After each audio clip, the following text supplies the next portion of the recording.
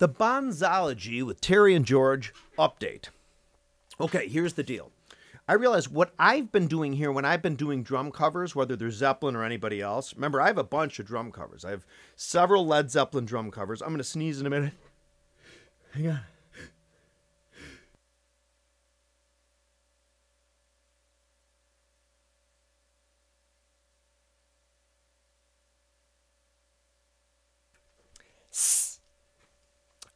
I do have drum covers. I have Hots On for Nowhere. I have various Led Zeppelin drum covers on my channel. Various Police drum covers. I have Christopher Cross's Sailing. I have a Steely Dan song. I have Sultans of Swing.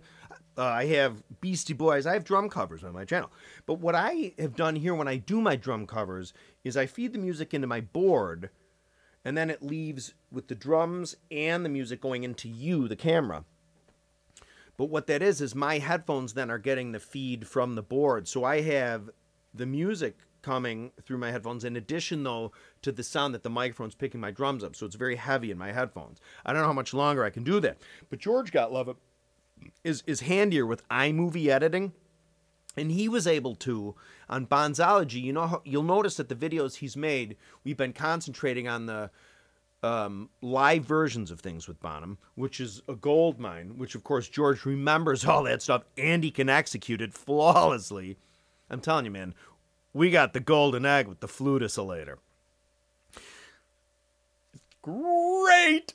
Anyway, but what he did is he did Celebration Day from The Song Remains the Same. I think he did the Celebration Day of the original vinyl, The Song Remains the Same. Remember, Jimmy Page in the last few years has not only given us remasterings of a lot of this old live stuff, but he re-edits it. Like he's changed stuff around. Like the later The Song Remains the Same remastered stuff actually has different arrangements. Remember, he put that stuff together from the 3 different nights at Madison Square Garden. If you haven't seen the Garden tapes, it's a website called The Garden Tapes. A British fella did it. For a long time, it was stagnant. I think a lot of his Zeppelinites thought he was dead or he was gone in it. But then he updated. He actually updated it with these remastered, re-edited versions. God love them. So if you want to check it out in a parallel window right now, or a parallel tab, The Garden Tapes, UK, I think it is. It's golden information, okay? Anyway, so George did a drum cover, drums only of Celebration Day. Song Remains the Same version. But what he did is he took the music and he, via iTunes, overlaid it. Okay, and it's terrific. And it's legal to do. I remember, there's music, there's a way to figure out what songs are allowed to be covered legally in YouTube and some that aren't. Remember, Zeppelin via Warner Chappell, these labels and stuff, they're very strict with Zeppelin stuff. There's relatively very few Led Zeppelin songs that you can drum cover. A neat thing is recently when the companion discs came out, where there's like, where they have like St. Tristan's Sword and stuff, and that stuff is coverable. There's no problems legally with it. I was talking to George today about it. It seems that most of the songs off the album Presence are coverable. And some here and there on other albums, right? Like I have 2 Stairway to Heaven drum covers. I have the live Madison Square Garden Stairway to Heaven drum cover I put up that was up for a long time and then blocked by Warner Chappell.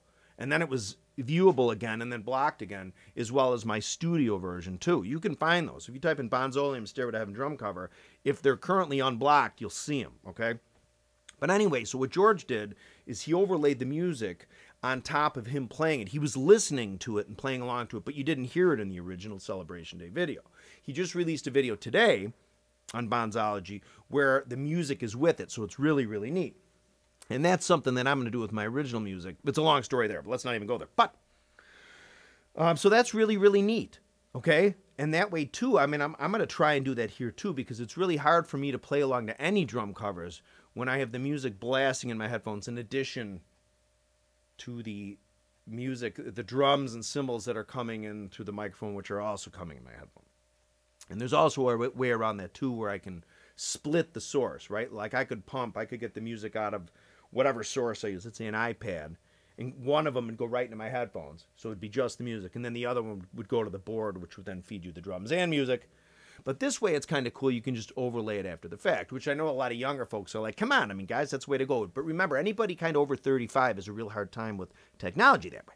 So anyway, Bonzology updates. George is kicking ass and taking names, just to be totally honest. There's trillions of videos we can do. We do have BONHAM snare tuning videos and drum tuning videos coming up, but I want to make a quick clarification. Part of the BONHAM, the key to the BONHAM snare sound too, there's a few things. Remember, we talk about rim shots. There is the pitch interval tuning, so the drum doesn't choke. The important thing, especially with the BONHAM sound, is you can't have the drum choked at all, no matter what pitch it's at. That's crucial. Okay, because if it's choked, it doesn't sound good. But also, too, part of the BONHAM sound is you really need, the heads sort of have to be played in a little bit. It's funny, I read all these articles, Modern Drummer and Drums Magazine, all these, they're always like, every 3 months there's an article. Where like, before you go in the studio, the first thing you want to do, drummers, is change all your heads. And you don't. Not necessarily. If the drum doesn't sound good, you know it's the head that's all trash, change it.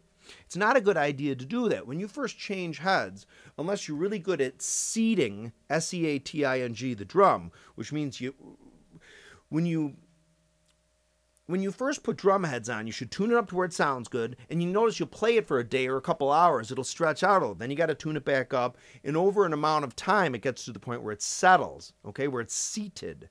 Well, you can also do that. You put the drum head on really, sometimes people put it on, they'll over-tighten it pretty good. They'll take the palm of their hand, and they press into the head just to stretch it out. Not crazy, but just enough to stretch it, just to get it comfortable. And then you back the tuning off there, and there you go. That's important to the BONHAM snare sound. There's an article I remember years ago, or it's in a book, where BONHAM says to the interviewer, he's like, see that snare drum there? That drum head's been on there for 5 tours. Now, remember in those days, the tours weren't necessarily just American tours. I mean, in 1969, I think they did 4 American tours, probably 2 or 3 European tours. So remember, a tour could be 3 weeks long, right? But that's part of the key to the Zeppelin BONHAM snare sound. Okay, another part of it is it really, you can actually kind of get, you can really get the BONHAM snare sound on a 5. You can. An aluminum shell is you can get the BONHAM sound on a steel cell drum and even a wood shell drum sometimes. But to get that total BONHAM throaty, like, it's lead alloy, which is an aluminum alloy. Okay. But yeah, so we're going to do that. We're going to take George's 6.5 by 14 that he has at his joint that you see in all these, the Bonzology videos. And we're going to take, there's a tune bot that I borrowed from a friend of mine, Nate, that he lent me, that I'm going to make sure I know how to use properly. And we're just going to give you the settings, okay? We're going to give you the settings of the pre-existing already tuned shell, because that's valuable already. You don't need to say, all right, well, you get the brand new head. You don't necessarily be like, oh, get the brand new head. It does help. Remember, a slight muffling of the snare drum helps. Remember, BONHAM's snare drum was slightly muffled, okay? You'd see him. He'd use that tone control, okay? When he'd go to Moby Dick, you'd see him. Even in the Royal Albert Hall footage, you can see him assing around with the tone control. Remember, on a modern, post-1960 supraphonic or Super Ludwig, the tone control is here, okay? See, this doesn't have it because this is one that doesn't have a tone control. This is from the late 90s or aughts. The tone control will be here. Incidentally, in the old days, in the Super Ludwigs, before they changed that, the tone control would be on the opposite side of the butt plate, which is here. You could adjust it on the drummer side. You didn't have to reach around. That's something not a lot of people know. But anyway, you can see BONHAM before Moby Dick starts somewhere, and you can see his hand messing with the tone control. That's very important. So we're going to make a drum tune. There's going to be a few BONHAM snare tuning videos. Or even if we don't make one with George, I can make one where we take brand new heads, right? I'll grab I do believe that part of the sound is, most of the muffling needed does come in from a 2-ply head. Remember, back in the day, even in the early 70s, Remo Ambassador was 2-ply. The ones into the 80s and stuff, they became 1-ply, a thicker 1-ply. But that's why they have like vintage Ambassadors and vintage Emperors, because both of those were 2-ply. Just that in the vintage Emperor, one of the plies was heavier. I think in a vintage Emperor, one of the plies was the same thickness as one of the Ambassador plies, and the other one was heavier. I don't think they were both heavier. Anyway, so that's part of it. Remember, so the BONHAM snare sound is slightly muffled, even with the tone control, okay? So yeah, so these videos are all coming down the pike, okay? George is about to crank out all kinds of more live, like listen to this Eddie and whatever, him playing what he's going to, well, you'll see, okay? So that's the Bonzology update. Please don't forget to subscribe. BONZOLOGY with Terry and George. We are up to about 1,100 subscribers, but I'd really like to crank that number up. You know, George totally kills this stuff, you know what I mean? So anyway, more videos that we're going to do there, more videos here too in Zeppelinville. Remember, this is concurrent. You have Bonzology and me. It's not taken away from any of the Led Zeppelin stuff I do. The fact of the matter is, God, if I could have made, like if YouTube existed 25 years ago when I was so much more familiar with Zeppelin stuff, like specifically, I could crank it out. The fact of the matter is in the last 25 years, I've lost a lot of my memory for it. You know what I mean? And it's a lot of work now to try to go back and listen to it and shore up on it. Especially if your brain memory doesn't work that well. So again, so Bonzology and Bonzolium working hand in hand. We did get a really good write-up in that Tight But Loose Led Zeppelin magazine. Tight But Loose, you can look it up here on YouTube. Dave Lewis, I think he runs it, and Bill McHugh really helped us get, we got a really good, the Bonzology channel got a really good mention, as did Bonzolium, because it's affiliated. So more videos on the way. More drum covers, and I'm also going in the studio in a few days to record some stuff, and you'll see. So I appreciate all our subscribers, everybody that leaves comments, and so more videos, again, for the 900th time coming very shortly. Thank you.